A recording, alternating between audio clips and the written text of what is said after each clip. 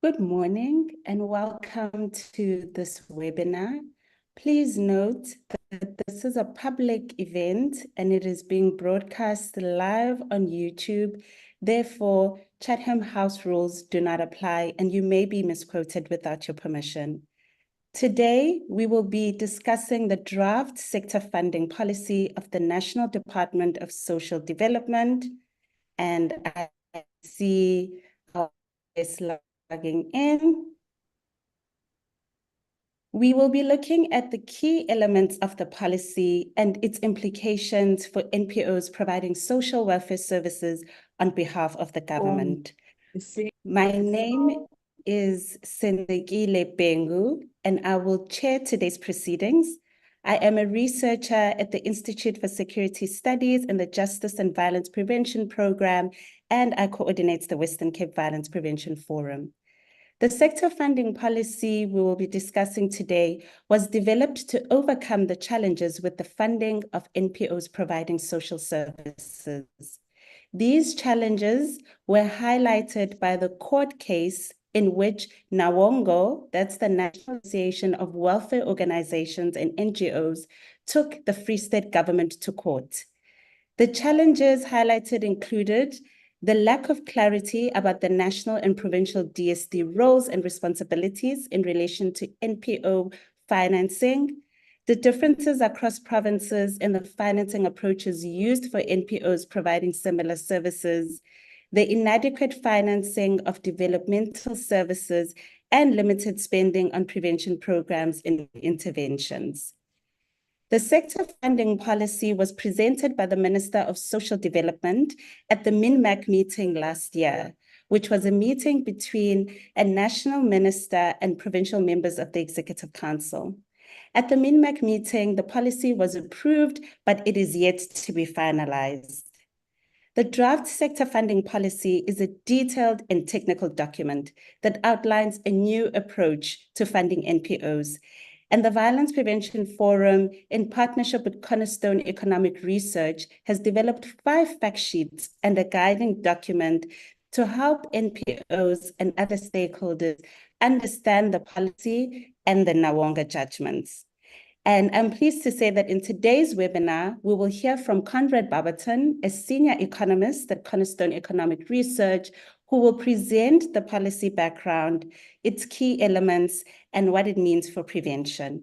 Conrad will be followed by Dr. Chandra Gold, a senior researcher at the ISS, who will explain the fact sheet and the guiding document.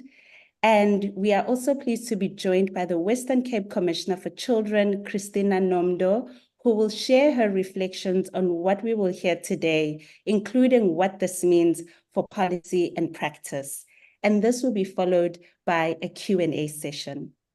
Discussion, therefore, we encourage full engagement with the speakers.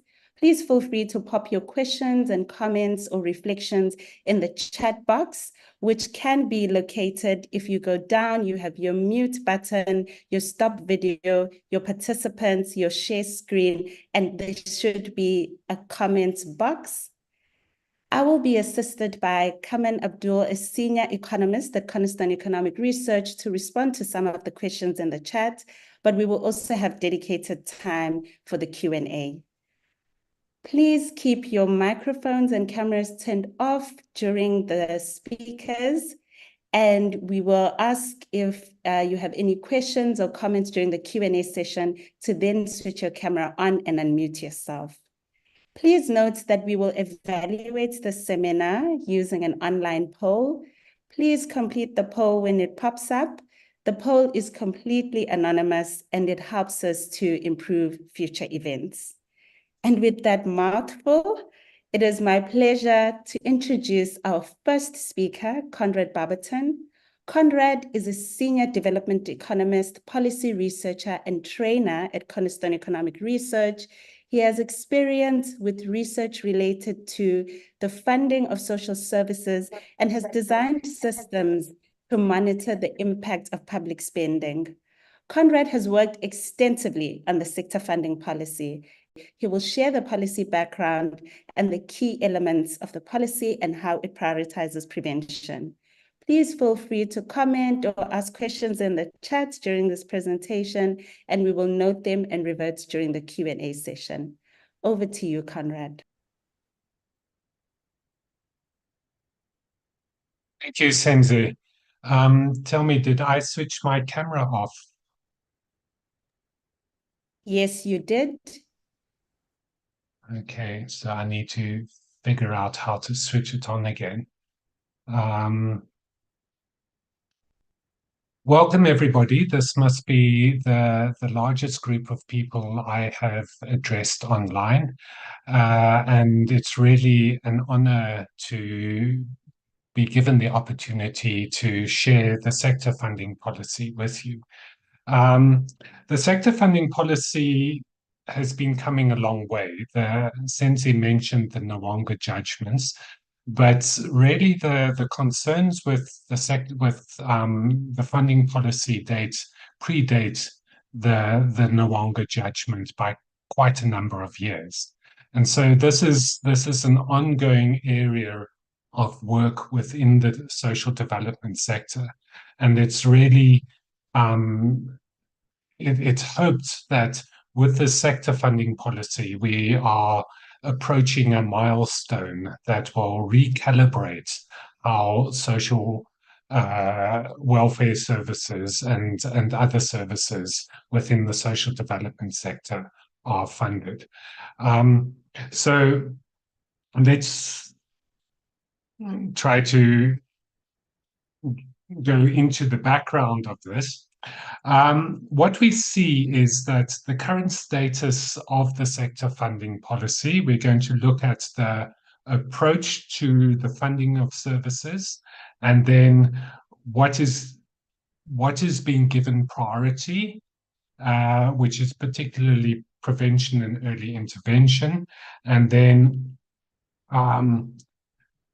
and we're going to explore how that is important for violence prevention. I'm going to switch off my sharing quick so that I can turn on again. Sorry, I can't do it whilst I'm sharing.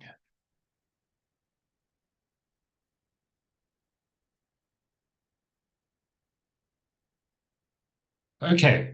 So why was there a need for a revised sector funding policy?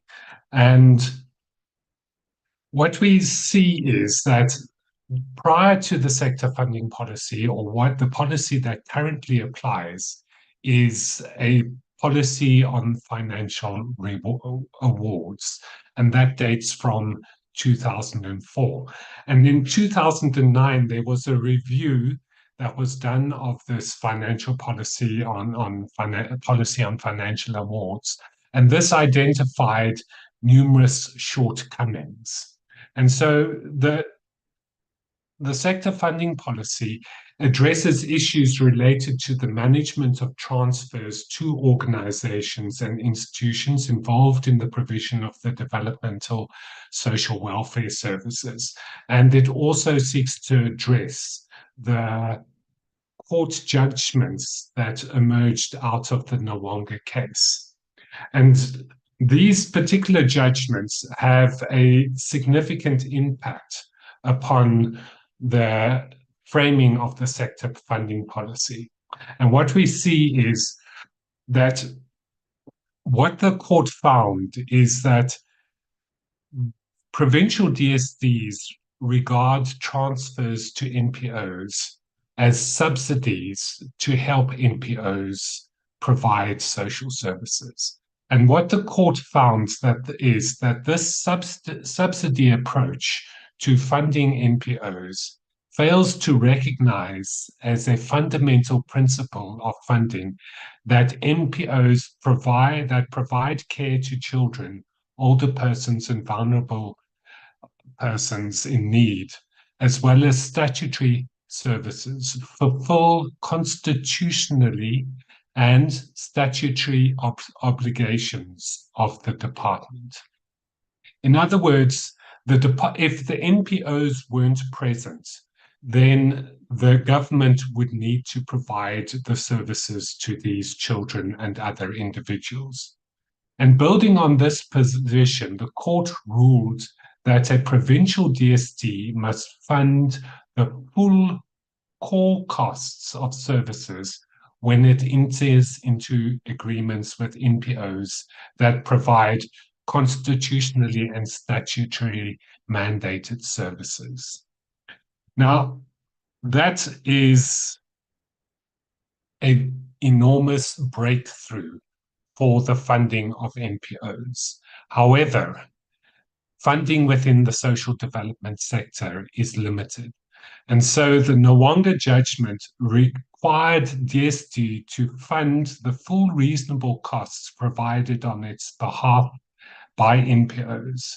And it proposed a methodology for distributing the limited funding to NPOs. And what the court said, well, what the Free State government proposed was that money that they would create a list of NPOs according to priority and then work out the core costs of funding each of these NPOs.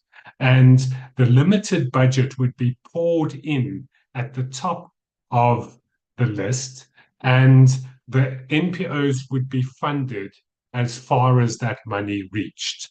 And any NPOs that lay below the threshold of where the funding reached would be unfunded. And this methodology of allocating the limited budget that a provincial DSD department has would have resulted in very few NPOs being fully funded and the rest receiving no funding at all. I did calculations on this particular methodology, and what it showed is that in the Free State, only about 5% of the NPOs that were then being funded by the Free State government would have received funding. This is because the NPOs that are highest up on the list are the child and youth care centers, and those are very expensive services when they are fully funded. And the remaining NPOs would not have received any funding. Now, this would have crushed the majority of NPOs that provide welfare services in the country. If this methodology had been rolled out and applied to the entire country, very few NPOs would have received any funding. And it's in response to this situation that the sector funding policy needed to be developed. Okay, so what is the structure or what is the status of the sector funding policy? And what we see is that it was released for public consultation on the 26th of June, 2022. We don't unfortunately have a website where DSD has posted it, but I gather that ISS will probably post a copy of the sector funding policy in the chat. The SFP has been approved by the DSD member, but that means that was approved for finalization. And so there's currently a process underway within DSD to develop the different guidelines and the tools and the guideline on planning and budgeting and on monitoring and performance. As you'll see from the presentation, there are quite a lot of different components to the sector funding policy. And National DSD still needs to publish the final approved version of the SFP. So it's not being issued, it is still a policy that is in development. DSD has nevertheless initiated processes to prepare provinces for the implementation of the sector funding policy. And these include training provincial champions on the section of the the sector funding policy that deals with the management of transfers. Okay, so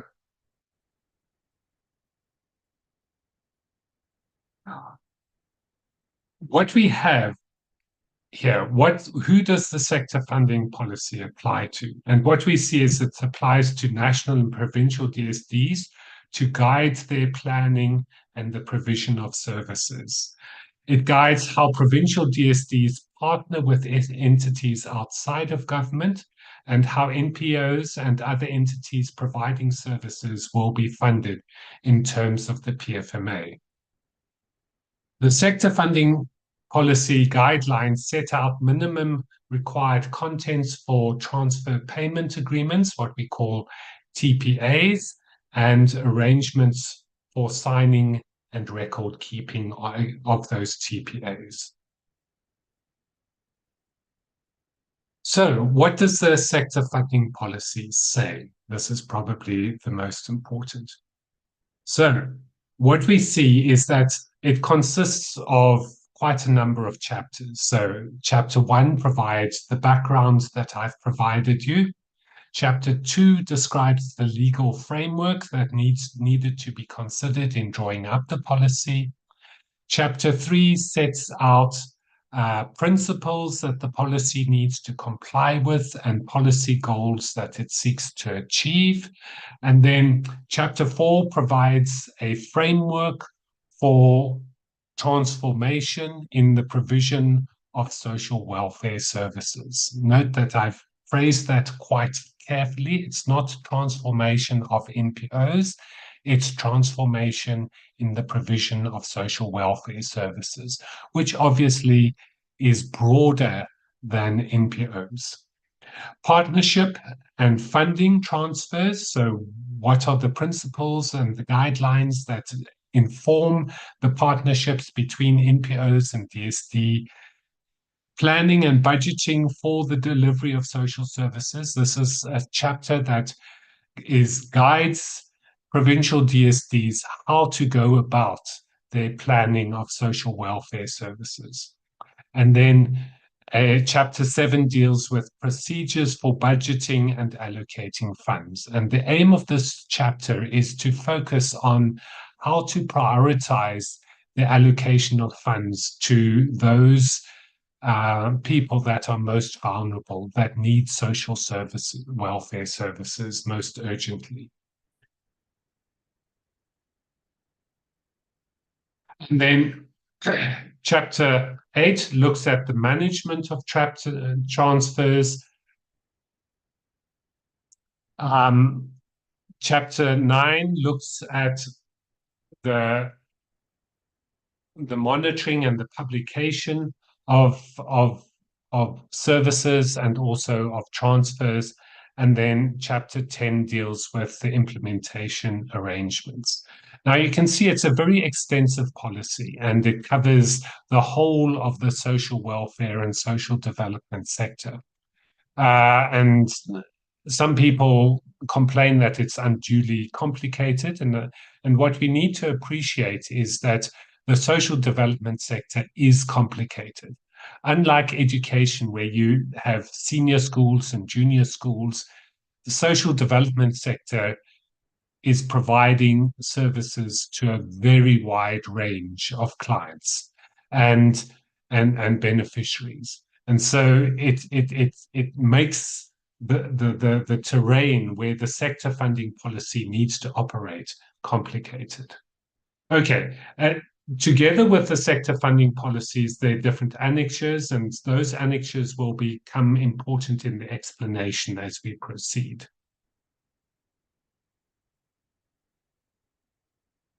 Right. What does the sector funding policy say? And this broadly provides an overview of the different supporting documents. So we've gone through the chapters, and now we're going through the different supporting documents. And what you'll see here is that there's a sector funding policy as a whole. That's what we've just looked at. And then there are 3 sets of guidelines that are available. And linked to those guidelines is also one on the guideline on NPO contributions. Okay, then you have key national standards, and these are going to be a list of standard service names because we have so many so many different services in the sector. It's important that we use or develop a set of standard names so that when we're referring to apples and pears, everybody knows what we're talking about. We need to develop minimum norms and standards for each of those services. And then there is two sets of annexures. One are called annexures, and those are at a national level. And then each provincial DSD department needs to develop schedules that are linked to each of these annexures. And what you see as the first annexure is the top action areas for prevention and early intervention.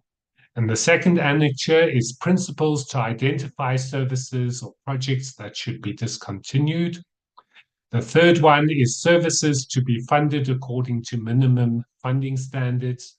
And the fourth one is the prioritized list for expanding access to funding. And what you see is there's national guidance, and then each province is required to take this national guidance and translate it into the specifics that apply to the province itself. Then below these, there are a set of documents that facilitate the funding process, that these will be service specification forms and application forms and joint funding agreements and so on. So that's where we're going with this. So the approach to funding can be divided up into 4 steps. The first step is we need to know what services are we funding. And so you've got standard names of services. And there are quite a number of standard names of services. I think I forget the precise number now, but it's about 36 standard services. For each of those services, you need to develop minimum norms and standards of how the service is going to be provided. Then you need to work out the reasonable cost of delivering that service. And based on the reasonable cost, you develop a minimum funding standard that the government commits to fund a particular service at. So those are the 4 steps that need to be followed. And what we see is that we can't fund all services, all 36 services, using minimum funding standards. There's going to need to be a stepwise rollout of these minimum funding standards. And so what the policy does, it first identifies all the services that should be funded according to minimum funding standards. Not now, but progressively as time goes by.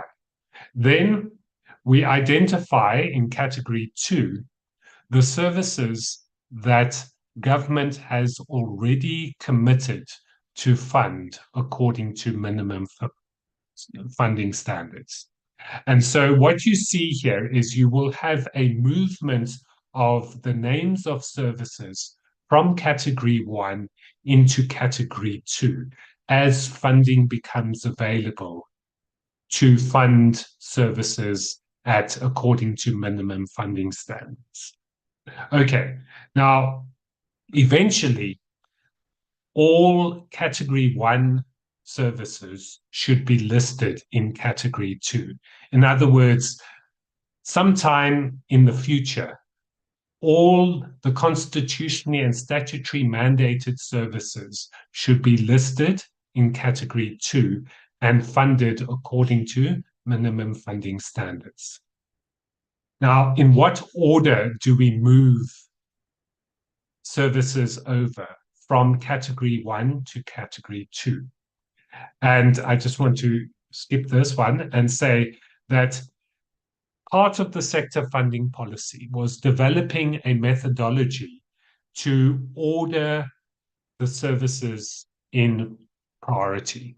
And so what you see here is the prioritized list of services. And first is integrated child protection and development services.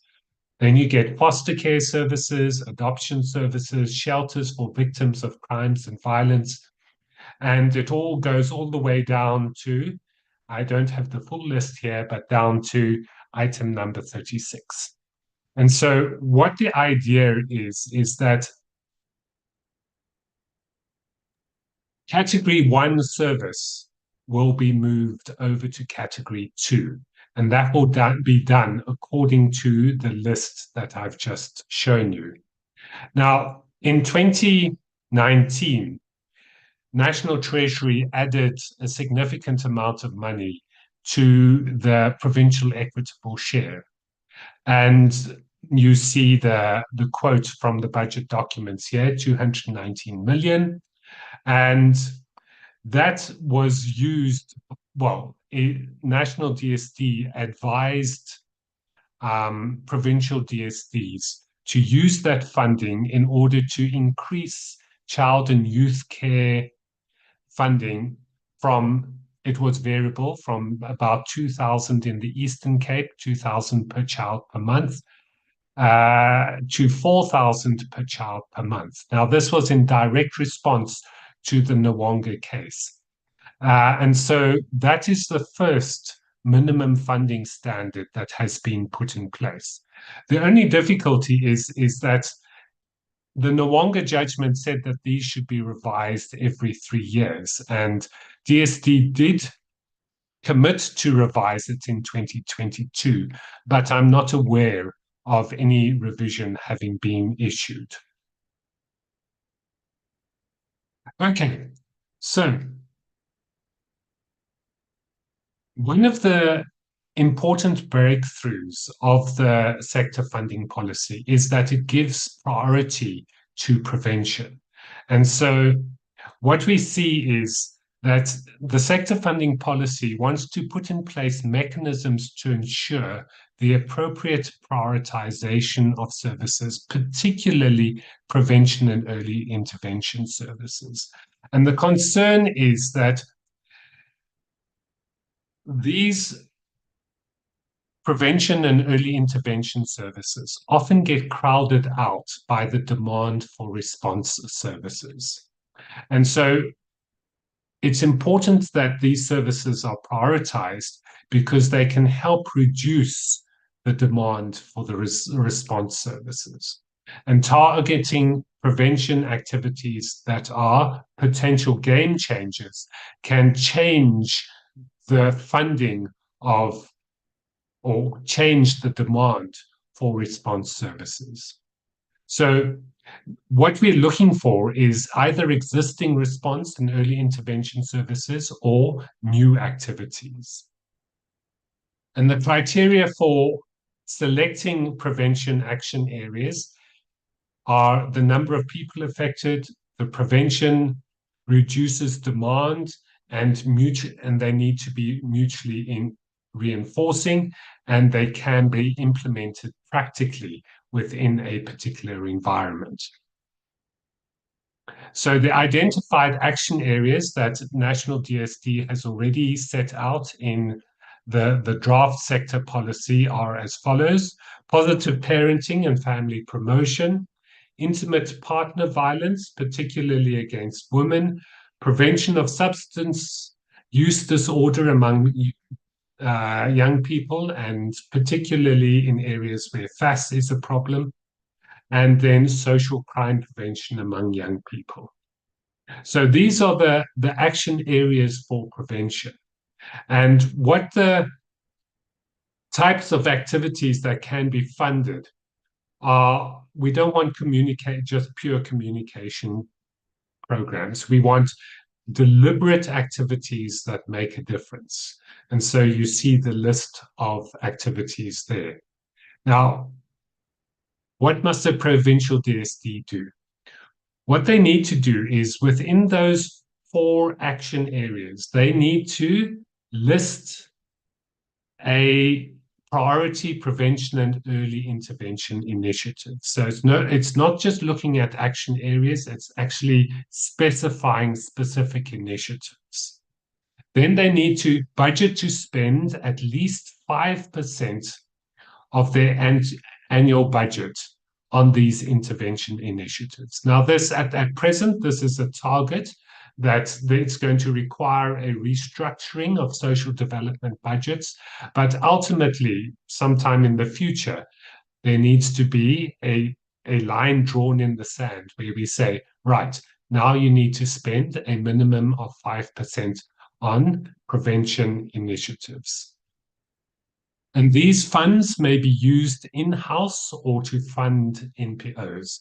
So it's not that the 5% all needs to go to NPOs. No, the social development fund departments maybe want to implement certain programs in-house. That's perfectly okay for that 5%. So what is the process moving forward?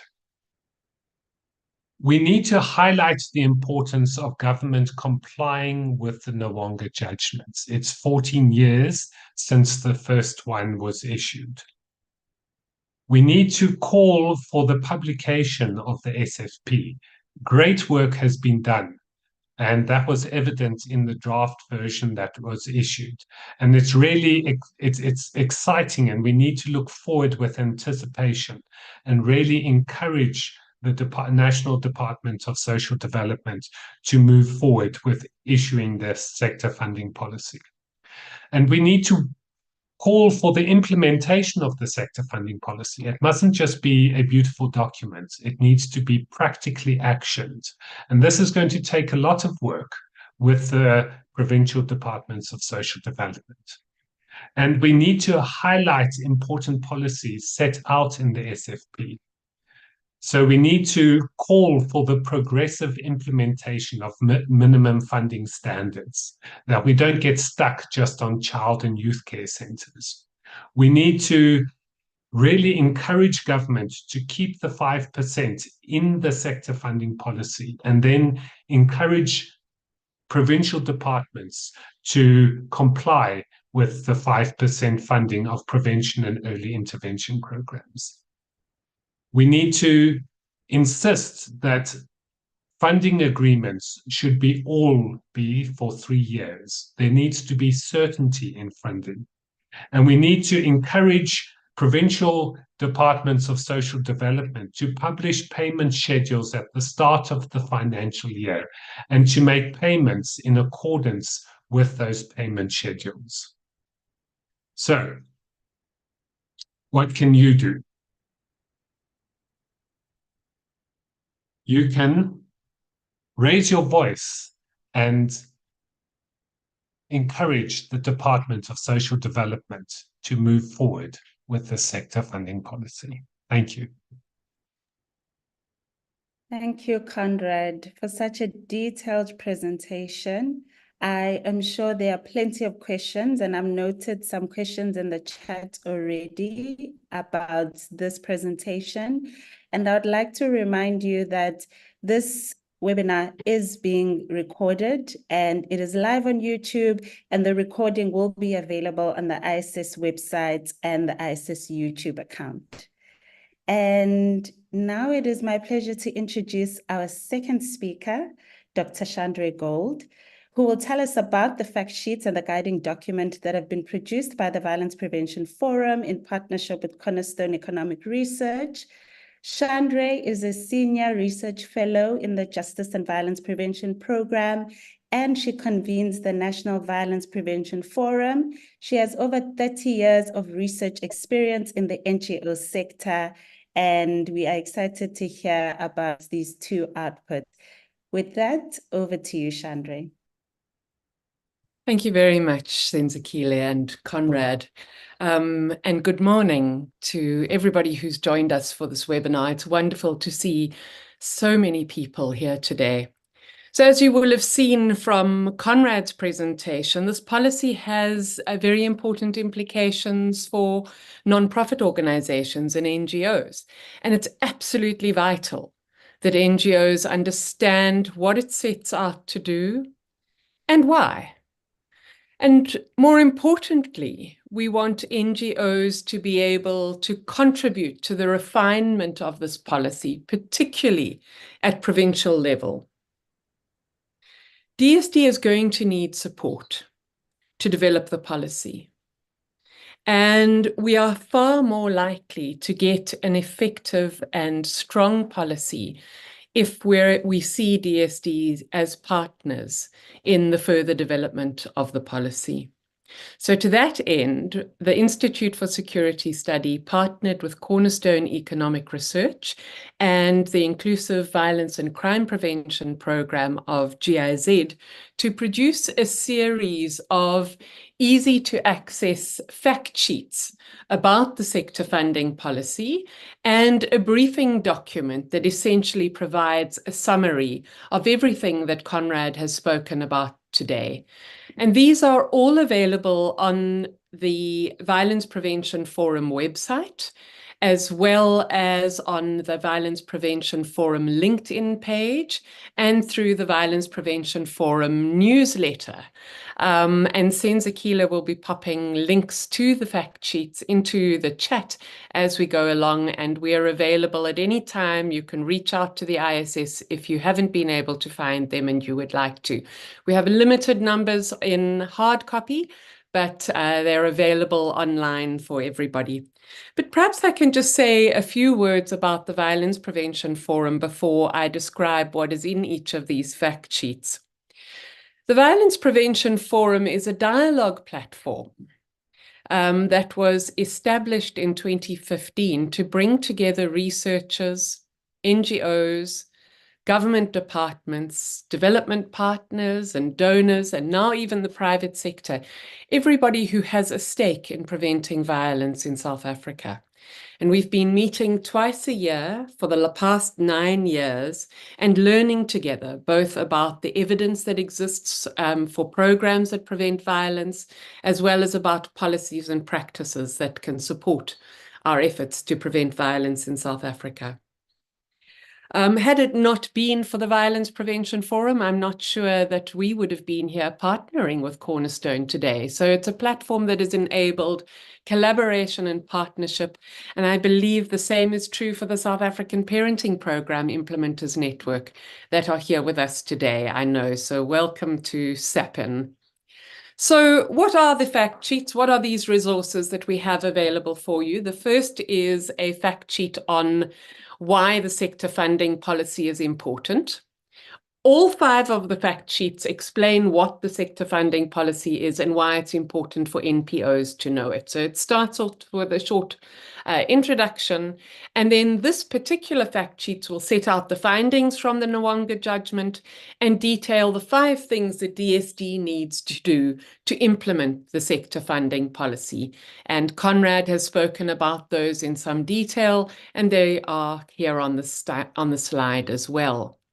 The second fact sheet deals with key elements of the sector funding policy. It provides an overview of the 2 key sections of the policy. Section A, which is about the context for the policy and the legal framework, the history, and the section B, which is the heart of the policy. And the fact sheet tells you where to find the key elements. So the principles and goals of the policy, the values and principles for entities, that would be NGOs delivering services. It deals with budgeting and planning for the delivery of services, as well as for procedures for budgeting and allocating funds, the management of transfers, and implementation arrangements. And as Conrad explained, there are a number of annexures, and these are detailed in this fact sheet as well. The third fact sheet sets out what national and provincial departments of social development need to do to implement the sector funding policy. And all of those details are available in that fact sheet that I hope you'll find useful. The fourth fact sheet looks at how does the sector funding policy impact NGOs in particular. It talks about why it's important for NPOs and what you can do, actions that you can take in working together with your provincial Department of Social Development.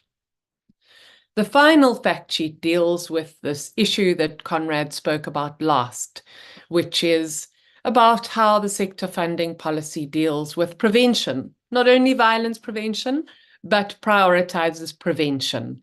And it sets out the details of what the 5% allocation of the total budget might be spent on were DSD to implement this component of the sector funding policy. And finally, there's a briefing document that draws all of this together and hopefully sets it out in a way that you as NGOs and DSD officials can find helpful and useful in guiding you to use the policy. Thanks very much, Senzi. Thank you, Chandra. And we have shared the links as well as the PDFs of the fact sheet. And if you click the link to the VPF website, it will take you to the resource tab. So you will just have to click other resources and you can see all the 5 fact sheets. It is now my pleasure to introduce our discussant for today, the Western Cape Commissioner for Children, Christina Nomdo. Christina is the first Children's Commissioner in the history of the country.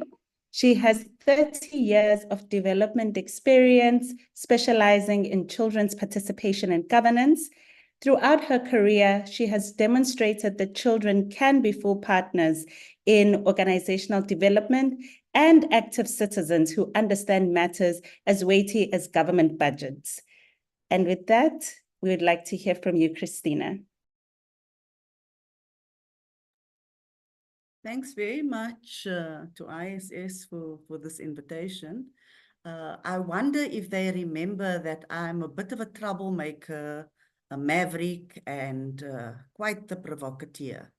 So, disclaimer right at the start, I'm going to say controversial things. And I don't mind being recorded doing so. My thanks to Conrad Barberton. He's really the guru in this kind of sector that we have, the understanding of funding policy, his history in Treasury, his commitment to the cause of social welfare services is phenomenal. I mean, I've learned from him over the several decades that I've been here, and I think he's been here longer than me. It's wonderful that the presentation you made was fantastic. It was like very simple to understand because, you know, the other disclaimer I always make when I talk about budget work is I am not an economist. I am just an activist, past organizational director of an NPO, and like I said before, just a general troublemaker in the governance space, so that we can get some productive and creative thinking, innovative thinking going. Thank you also to ISS for preparing those fact sheets. I found them to be wonderful. You know, they're very accessible and easy to understand for adults. Now, my target audience for encouraging involvement in budget policy is with children from 12 to 17 years old. That's my target audience for incorporating new voices into this debate. And I must tell you, they have been phenomenal. Since 2020, they have made submissions on the medium-term budget policy statement. Last year in 2023, they made it on the national statement and the provincial statement, even though there is no space for public participation in the provincial statement. But they made it, and we are going along for the ride. This year, we are going to follow the money for children. We've got like a hashtag child budget analysis, hashtag follow the money. We're actually going to look at services on the ground that are recorded in these weighty budget books that can generally be used as door stoppers when you are not wanting to look at specific numbers and programs. They're very good door stoppers. So let me get to what I want to say. I think that I want to challenge us to actually provoke government to, in a radical manner, reconsider the funding to DSD. Especially in the provincial budgets, because that's where the implementation of services happens. And, you know, we have the equitable share formula where the national government gives money to provincial government, and then provincial governments decide how much of that cake is going to go to each department. Sadly, you know, I am not happy with the amount that goes to provincial departments of social development. And because I believe that this department needs to care for the most vulnerable at critical stages of their life when support is needed. And they get less funding than the big hitters, education and health. And I want to understand why, you know, why are we politically weaker in the Department of Social Development for money than these two other departments? So is it because DSD is not a powerful department? I think that, you know, they are a powerful department in their mandate, in what they need to do, but this doesn't translate into the share of the budget. On a national level, they get almost 25% of the budget because of the commitment to social grants. So you see, depending on the political priority, the budget can, the share of the budget can be quite sizable. Or is it because DSD services are delivered by NGOs and that civil society is actually not respected as main contributors of care in this country? The Nwongo judgment goes to this matter, raising the profile of NPOs, NGOs as implementing government's constitutional mandate, not as well-meaning do-gooders, but as credible partners deserving respect. Or is it because the service mandates are not fully covered or covered as much as possible within the context of budgetary constraints? The sector funding policy proposes a manner to cover costs of statutory services and move us in the right direction. Activists will say, like myself, doesn't go far enough, 5%, poo. Government considers it a pie in the sky. Somewhere we must meet. Is it because DSD lacks the technical expertise to gain a bigger slice of the cake? I don't know the answer to this. Maybe others who have more knowledge about how systems of government work can answer that for us and help us understand how to help government. So what we will do in the Office of the Children's Commissioner is that we want to remind the state of its constitutional obligations to realize, promote, and protect the rights of children in particular. We will use the framework of children's participation, provision, and protection rights to build a concept for nuancing funding models or frameworks currently used by Treasury. We will start by understanding how government departments deliver on child protection rights and make a policy funding submission to the provincial treasury in our province to help to progress us in this regard. I'm going to go a little bit deeper into each of these issues that I've mentioned. And I'm going to, you will see me reading so that I can be cogent and also so that I can be efficient. Is the DSD not a power hitter in the budget process? The first lesson I learned about budget analysis is never about how much money we have at our disposal. It's about what we decide to spend on. The division of expenditure will provide insight into the priorities of the country and indeed your household or your pocket money. Whatever you spend the most money on, that's the most important thing to you. So you have to align your priorities with your spending. Arguably, the biggest part of the budget should go to the social sector because of our profile of need, i.e., the structural poverty and inequality. Education and health have built systems of service delivery, which includes physical infrastructure sites and people to deliver the services. So a large amount of those budget goes to compensation of employees. Why does social development, why did they choose a different model? Who chose this different model? Has the difference created the current disadvantage? I have more questions than answers. I hope Conrad and others can help. The second point, the partnership between government and civil society is beautifully illustrated by a synergy of purpose for social welfare services. However, is this a healthy or an abusive partnership? NGOs are left as beggars to get as much support in transfers or subsidies from government as they can, every year with TPO agreements. So service costs need to be supplemented by private fundraising. Every NGO director knows that they need to go out and take that begging bowl to other funders. What will happen if subsidies are not provided and private funding is not cooperative? Will this mean a death of social welfare services as we know it?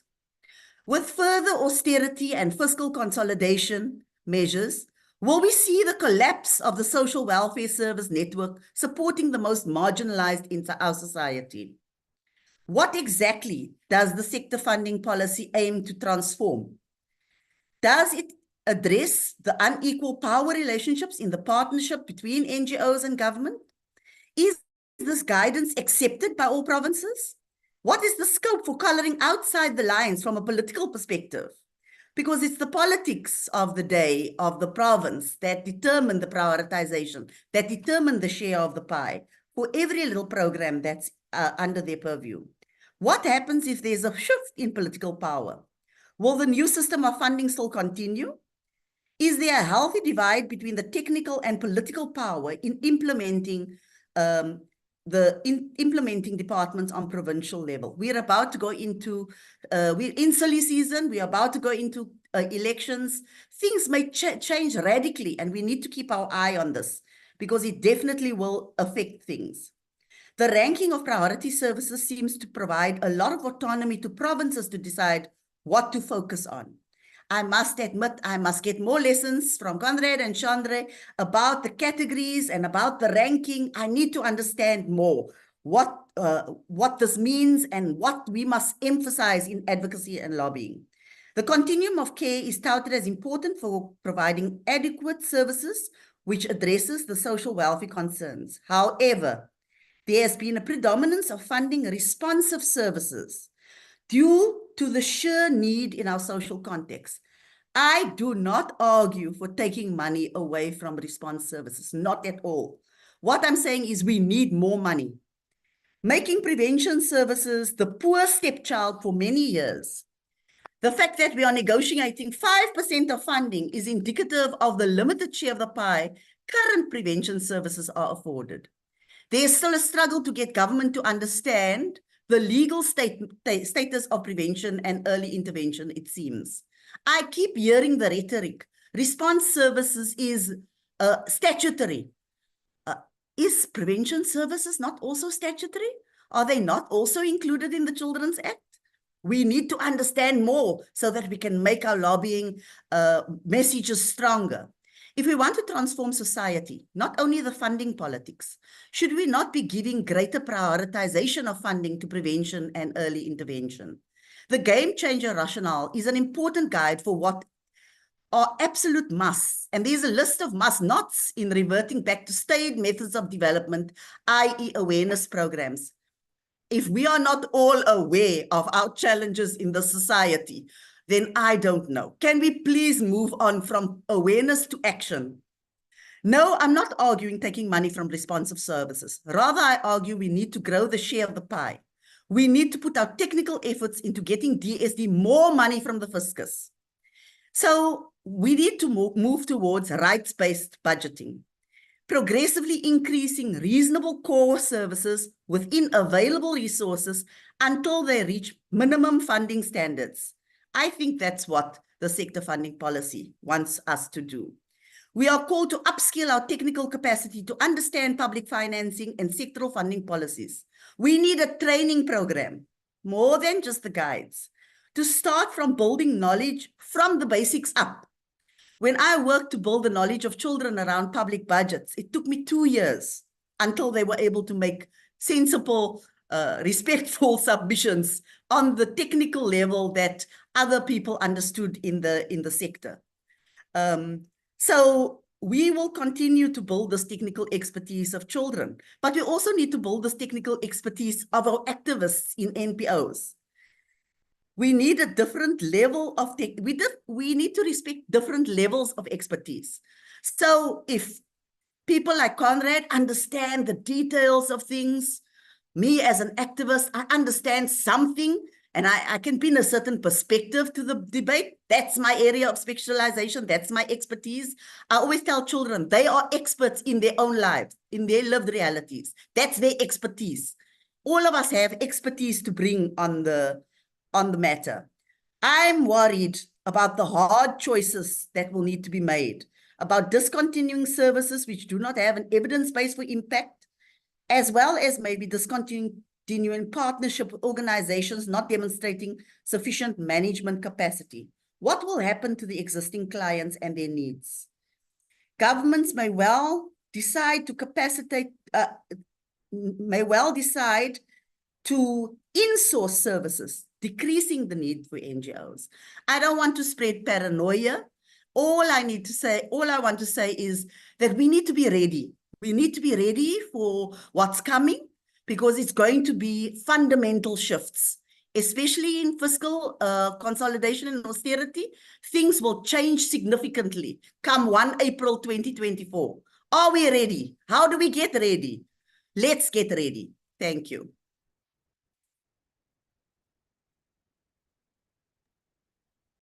Thank you, Christina, for speaking so passionately. I have been writing as you're speaking, and so much of what you've said is so powerful and it resonates with our audience. I can already see the comments in the chat. You've said we need to, move from awareness to action. We need to start valuing different expertise. We need to be ready for what is coming. And this is the right time for us to move to our Q&A session. We have noted some of the questions from the chat, and now would like to invite you to raise your hand, put a question in the comments, and I already see a hand. And I will just maybe start with the questions that were posed in the chat, and then we will move to the hands. So there was a question asking whether the sector funding policies and plans utilize data and what practitioners can do in the absence of baseline data. So I have written, maybe Conrad, if you can have an attempt at that question. And maybe let's take another question. I see the hand from Percy. You can go ahead. Yeah, thank you, Conrad, and Gold and Nomdo, and the mediator. I really appreciate the work you are doing.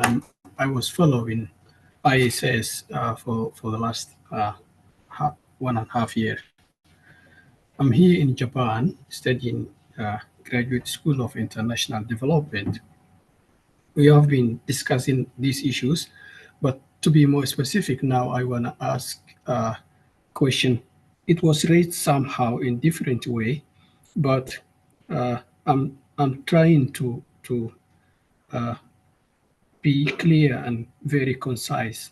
It's about the politics and economics and how we can separate from each other in sector funding policy. My question is, like, the government and CSOs working together, or NGOs, how is it possible to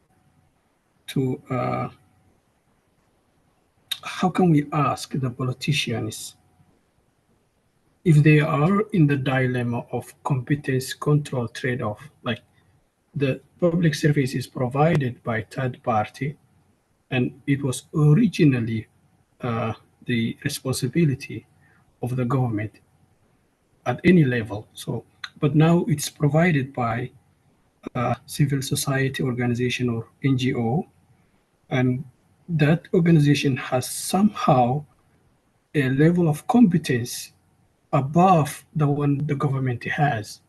So if the governor cannot control this organization while it's providing the services because of its competence, it may be necessity for the governor to either come up with the tools to control this organization, or block it at all, block the organization from the chances that it can deliver the services. So this kind of competency control trade-off, I don't know whether you specialize, whether our presenters are specialized in governance or politics, but how is it possible to uh, uh, to solve this competency control trade-off from the governor's side in order to provide these services? Thank you very much. My second question is already raised about the baseline data and how without baseline data, thank you very much. That's what I wanted to say. Thank you. I see your hand, Martin. We'll take your question and then we'll give Conrad and Chandre and Christina an opportunity to respond. Over to you, Martin. Hi, good afternoon, and thanks for this opportunity.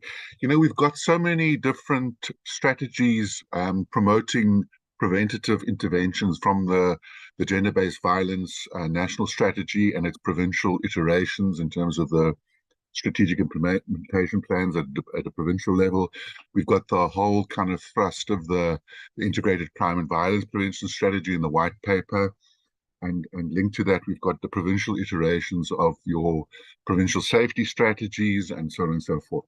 And so one thing that for me is the kind of nub of making these things happen, and joining in or enabling the smooth and efficient flow of budgets and the opportunities that this funding model allows, is to get the governance and meta-governance framework and strategies right for enabling the interactions between civil society, government, and between NPOs, NGOs, and government. Because I think largely we're seeing the kind of relationship between social development and NPOs and NGOs largely being an outsourced type of arrangement. But if we want to really get the whole of government and the whole of society working together, then we need a far more effective and efficient nexus between the two. How does that governance link happen? How do you make governance strategies or even processes within government more open to civil society being party to that? How do you, because working in government, I mean, I see, first of all, that there's a lot of gaps in terms of the kind of programs that we're implementing, right? And I think the ones that Conrad was referring to as the most expensive ones around prevention are precisely the ones. But then we also we don't have that mechanism to ensure that there's that governance link between civil society and government strategy. So that's kind of what I wanted to say.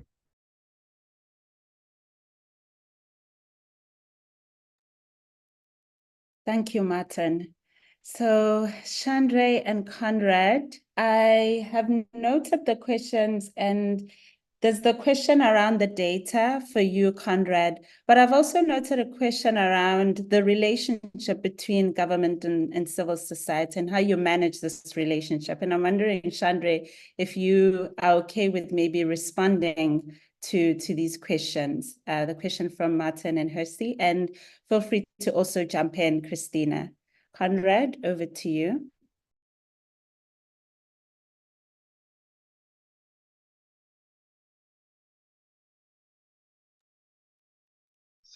Right. Thank you, Senzi. It's really, you know, it's a pity that we only meet on occasions like this and that we have an opportunity to engage. But thank you for this opportunity. On the issue of data, the extensive research was done before or in the course of developing the sector funding policy. National Treasury, along with GSD, from 2012, had a policy, had a program looking at the overall funding of the social development sector. And that went through a number of phases looking at what is the level of demand, what are the different mechanisms, and much of the work of that program that lasted up until 2016 is captured in the sector funding policy. So there's extensive, and then there was a what we call a spending review done on the Nawonga case by GTAC, which is a unit within National Treasury, looking at what is the impact of the Nawonga case on the funding of social welfare services. And for those that are interested, you can go and download that from the GTAC website. Maybe somebody can look it up and put the link in. But going forward, the planning and the budgeting sections of the sector funding policy require departments to use available data in order to deliberately plan for the expansion of access to social welfare services. Now, this is difficult within a constrained funding environment, and that's something we need to come back to. But yeah, the data is essential, and there's been extensive work on using data in order to inform the sector funding policy.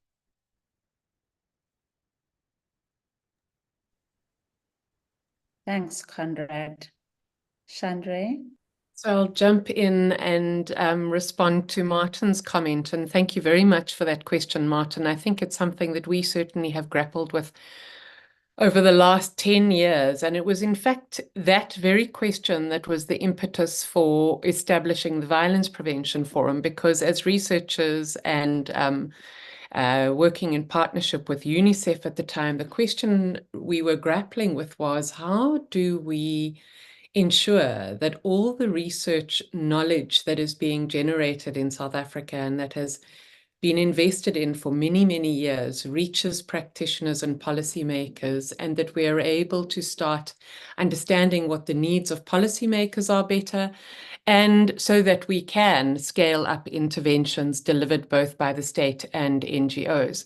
And I think one of the key learnings from that process is that you can have as many documents as you like requiring people to act in a certain way, but if we don't have relationships with one another, it's really difficult. If we don't have opportunities to listen to each other's needs, listen to the challenges that we are facing, really get to know each other as human beings who are all actually trying to build a better country, then it's really very difficult for that relationship to work. So what we've seen, and right at the moment as we are speaking, there is an example of how these relationships are being built in one province where an NGO that has been delivering GBV response services to survivors of domestic violence, set up dialogue platforms in 3 communities that are heavily affected by gender-based violence, and this is in the Western Cape. So that's the the knowledge that I have particularly at the moment, and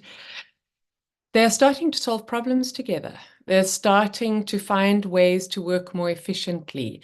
And none of this would be written down necessarily in a document or a policy that requires them to do that. It's about getting to understand and know each other. Now, the relationship between the state and the NGOs is not a relationship between equals. And this makes it additionally difficult because NGOs are recipients of state funding. And that puts them very often, at least lets them feel as though they're a junior partner in the relationship.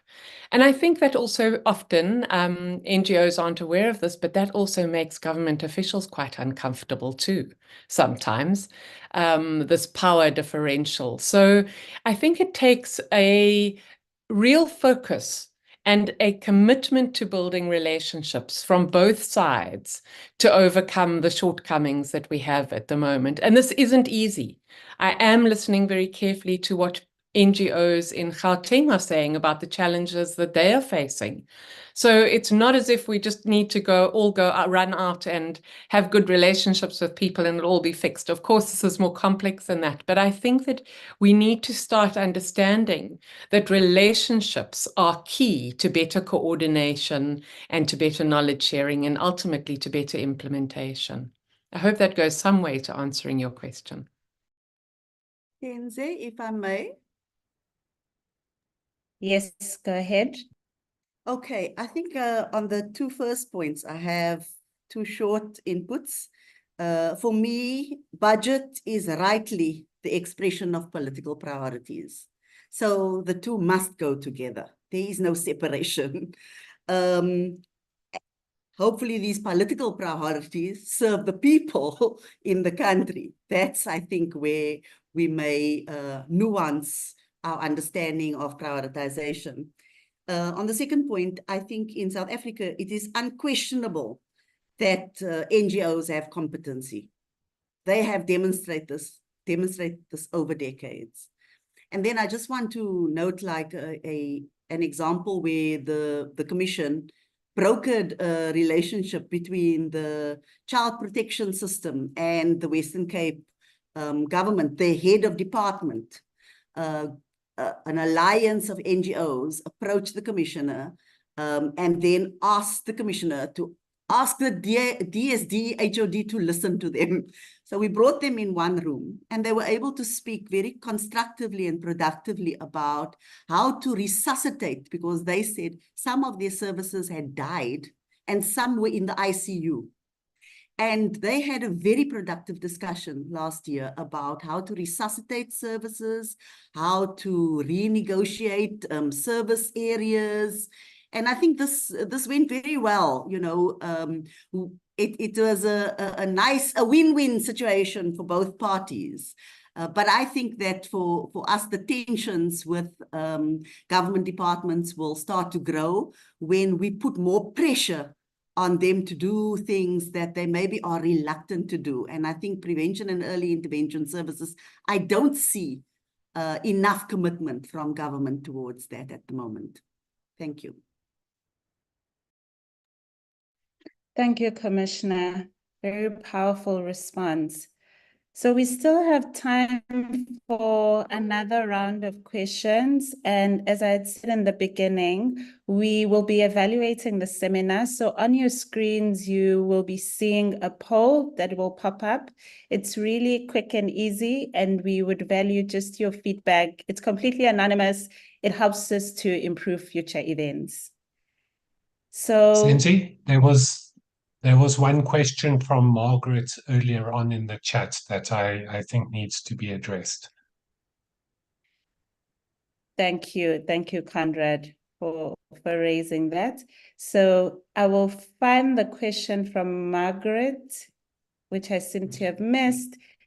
In the meantime, I would just invite another round of hands. Not to put you on the spot, Itumeleng, I see you have been commenting in the chat, and if you feel comfortable, you can unmute yourself and just raise some of these questions or comments. Okay. Yeah, Margaret's question was the fact that the Gauteng DSD is planning to take over all services from NPOs, starting with child protection, foster care services and adoptions from the 1st of April 2024. Now, the first thing we need to recognize is that the mandate to deliver these services rests firstly with the Department of Social Development. And they have the, let's say, the responsibility to decide how best those services can be provided within the province. And so a decision like that is within their scope.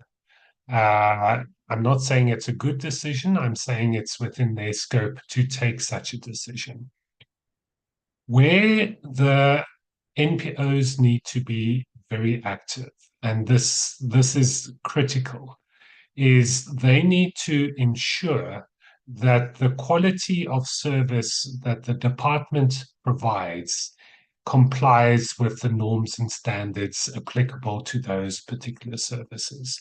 And so we saw that there was a similar move, sort of large-scale move of services when the Life Esidimeni debacle took place. And so I would certainly highlight this as an issue, that when you have a large-scale move of services from one set of service providers to another, that rings alarm bells. And we need to be engaging with the Department of Social Development to ensure that adequate planning, adequate funding, adequate human resources are available to provide these services if they do intend to take them over. Having said that, I think it's a short-sighted policy. I think DSD departments need to be working in collaboration with the NPO sector. Now, the question is, why is DSD considering this? And honestly, they're not the only department in the country looking down this route. And it's because of the Nwanga judgment. One of the things that the Nwanga judgment said is that part of the full costs of providing services includes that NPO staff must be paid at 100% of public service salaries plus benefits. And the government then looks at NPO service provision and says, but why should I use the NPOs when it is going to cost me exactly the same to provide the service ourselves? And this is something that the sector funding policy deliberately moves away from. It says that it actually says that the cost of salaries at NPOs should be factored in at a level lower than public service salaries, so as to ensure that the competitive advantage of NPOs relative to government is not undermined. And this is a challenge that there is within the Nwanga judgment that the sector funding policy sought to deal with. Thank you. Thank you, Conrad, for your sharp eye, and thank you, Margaret, for the question. I have not noted any hands as yet, but I do see comments still in the chat from Caroline and Itumeleng, and this is again an invitation if you are comfortable to voice out your comments in the chat before we close.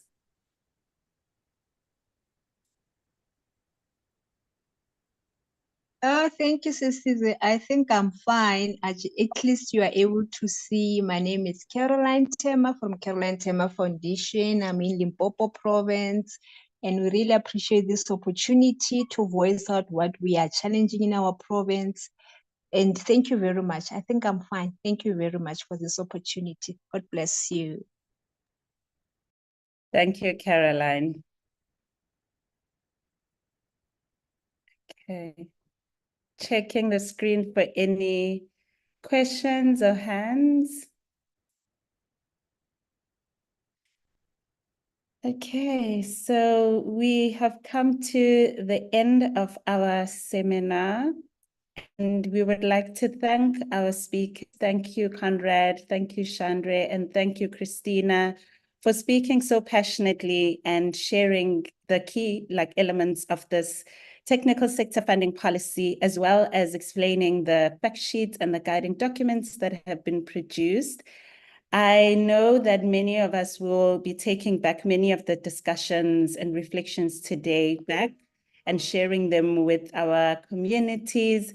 I know I'll be taking some comments from Christina. Specifically, we need to move from awareness towards action, and we need to be ready for what is coming, and we need to value different kinds of expertise. We would like to encourage everyone to read the fact sheet and the guiding document.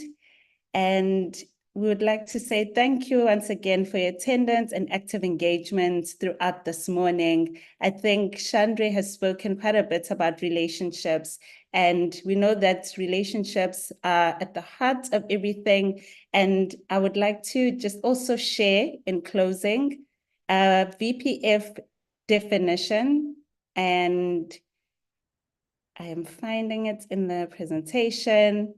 And this definition speaks to the importance of relationships. It says that we cannot prevent violence, or to prevent violence, we need the whole of society to be working deliberately and sustainably together to remove sources of harm and to heal woundedness by intentionally growing an ethic of mutual care, respect, and inclusion to build peace. And I've shared this in the chat. We appreciate the time you've spent here with us, and thank you for completing the poll. The recording will be available on the ISS website, and we hope you enjoy the rest of your day. I see Chandre is also sharing the definition. Thank you, Chandre. Thank you and goodbye.